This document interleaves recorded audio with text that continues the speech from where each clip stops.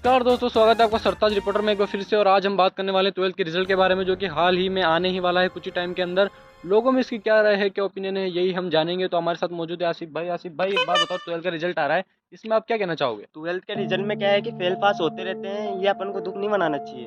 जो लोग पासी वगैरह लगाते हैं, घर वालों को समझना चाहिए, ये सब नहीं करना चाहिए, आगे बढ़ते रहना चाहिए। इसमें क्या है, एक बार फेल पास हो ही जाएंगे, मतलब बस यही कहना चाहता बहुत हूँ। ही अच्छा आसिफ भाई ने हमें ओपिनियन दिया है, बहुत ही अच्छी सोच है इनकी। हाँ लो पापा, आप नहीं नहीं पास होके दिखाऊंगा इस बार। ठीक है पापा। आप भी पढ़ते हैं? हाँ भाई, कौन सी में? 12th में। जादू मन नहीं हुई? भाई फेल हो गया था ना अभी। अच्छा। भाई मेरा रिजल्ट चेक करना, रिजल्ट आ अच्छा, गया। आ गया क्या? आ गया भाई, आ गया। क्या ना, आसिफ है ना? हाँ।